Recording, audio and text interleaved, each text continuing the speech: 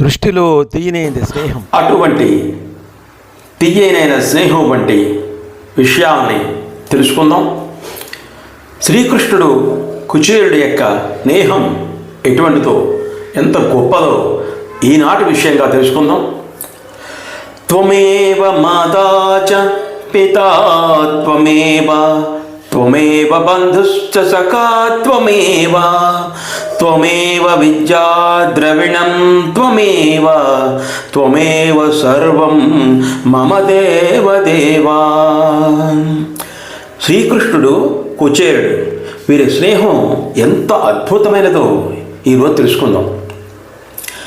పరమాత్మ అనుగ్రహాన్ని పొందడానికి చూపించేటువంటి నవవిధ భక్తులు శ్రవణం, కీర్తనం, స్మరణం, పాదసేవనం, అర్చనం, వందనం, దాస్యం, సఖ్యం లేదా స్నేహం, ఆత్మ నివేదనం. ఈ నవవిధ భక్తుల్లో స్నేహభక్తి ఒకటి. భగవంతునితో స్నేహం చేసి దానితో సమానంగా భక్తిని ప్రదర్శించగలగడం అందరి వల్ల అయ్యేటువంటి పని కాదు. దీనిలో అద్భుత విజయం సాధించినటువంటి ఏకైక పౌరాణిక పురుషోత్తముడు కుచేలుడు. కృష్ణ కుచేల స్నేహం లోకానికే ఆదర్శం. స్నేహానికి పేద ధనిక భేదం అనేది లేదు. మరి ఈ కృష్ణ కుచేలుల స్నేహం ఎంత ప్రాణప్రదమో అంత పవిత్రం. అది విడదీయరానేటువంటిది. మరి వారి నడుమ స్వార్థానికి తావులేదు. అడిగిన తర్వాత ఇచ్చేవారు సామాన్యులు, అడగకుండా ఇచ్చేవారు గొప్పవారు. కృష్ణుడు ఇది అంతటి గొప్ప స్నేహం. వారిద్దరికి కూడా మధ్యన స్నేహం అంత గొప్పది. కుచేలుని నిర్మల మనస్సు తెలిసిన నేస్తం ఆ పరంధాముడు. సాందీప మహర్షి వద్ద బాల్యమిత్రులుగా విద్య నేర్చుకుని గురువుకు గొప్ప పేరు తేవడమే కాకుండా స్నేహానికి వన్నె తెచ్చారు కృష్ణ కుచేలుడు.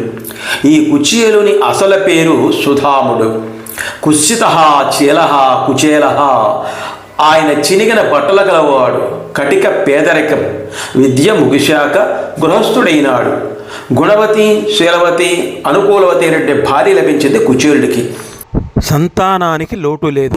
కానీ దరిద్రానికి ఆకలి ఎక్కువ కదా. అంత పెద్ద కుటుంబాన్ని పోషించుకోలేని దుర్భరమైన పరిస్థితిలో ఉన్నాడు ఆ సుధాముడు కుచేలుడు.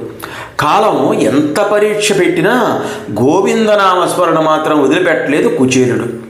ఒకానొక సంక్లిష్ట పరిస్థితిలో కుచేలుతోటి భార్య ఏమందంటే, మీ బాల్యమిత్రుడైనటువంటి శ్రీకృష్ణుని దర్శనానికి వెళ్ళండి అని ప్రాధేయపూర్వకంగా భర్తకు సూచించింది.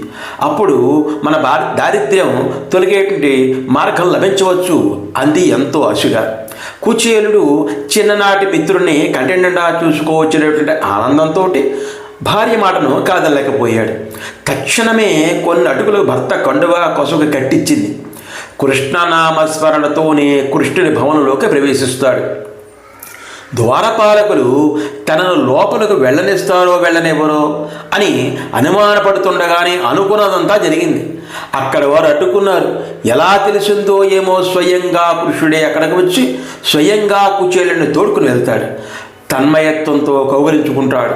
తన మృదుతల్పంపై కూర్చోబెట్టుకుంటాడు. రుక్మిణీ సమేతంగా బాల్యమిత్రుడైన ఆ నిరుపేద బ్రాహ్మణునికి అర్ఘ్యపాద్యాలతో కాళ్ళు కడుగుతాడు. నమోస్తనంతాయ సహస్రమూర్తయి సహస్రపదాక్షి శిరోరుభావి అంటూ ఆ నీటిని కృష్ణ దంపతులతో తమ శిరస్సులపై చల్లుకుంటారు. అతిథి పూజ చేస్తారు. షడ్రసోపేతమైన భోజనం వడ్డిస్తారు. కృష్ణుడిని చూసిన ఆనందంలో కృష్ణుడు వచ్చిన పనినే మర్చిపోతాడు. తన పట్ల చూపుతున్న ఆదరణకు ఒప్పి తబ్బిపోతాడు. నోట మాటలు రానంత తన్మయత్వంతో మునిగిపోతాడు. స్నేహభక్తిలో పరాకాష్ఠ తప్ప మరేదీ కోరుకోని నిష్కామయోగి కుచేలుడు సుధాముడు. నోరు తెరిచి ఏమీ అడగకున్నా అన్నీ తెలిసిన పరంధాముడు మిత్రునికి ఎంత వైభవం ఇవ్వాలో అంతా ఇచ్చాడు. కుచేలుడు ఇల్లు చేరేసరికి అతని పూరె గుడిసె స్థానంలో పెద్ద భవనమే వెలిసింది. శ్రీకృష్ణ పరమాత్ముడు తన మిత్రుడైనటువంటి బాల్యమిత్రుడైనటువంటి కుచేలుడికి ఏ విధంగా ఉపకారం చేశాడో, స్నేహానికి ఉండేటువంటి గొప్పతనం ఏమిటో ఈ కథ ద్వారా మనకు అర్థమైంది. స్నేహము అంటే ఎప్పుడూ కూడా విడిచిపెట్టకుండా ఉండేటువంటిది అని అర్థం అన్నమాట. ఎటువంటి కష్టాలైనా సరే తనను ఆదుకునేవాడే అతను మిత్రుడు. మిత్రాత్తు త్రాయితేతి మిత్ర అంటే నేను ఎప్పుడు కూడా కష్టాల నుంచి కాపాడేవాడే, ఎప్పుడు కూడా స్నేహభావంతో మెలగేవాడే కృష్ణుడు. అంచేత అటువంటి శ్రీకృష్ణుడు ఇక్కడ కుచేలుడిని కాపాడడం జరిగింది. ఇది స్నేహభావం అంటే. అటువంటి స్నేహానికి ఉండేటువంటి విలువని ప్రతి ఒక్కళ్ళు కూడా ఆదర్శంగా తీసుకుని అటువంటి స్నేహభావాన్ని అందులో కలిగి ఉండాలి. స్నేహితుడు అంటే మాట వరుసకు స్నేహితుడు కాదు, ఆ పదానికి ఉండే అర్థం అది. అటువంటి స్నేహభావాన్ని అందరూ కూడా ఆదరించాలని, దాన్ని అనుసరించాలని, దాని గొప్పతనాన్ని తెలుసుకోవాలని ఈ కథ మనకు తెలుస్తోంది. సర్వే జనా సుఖినో భవంతు.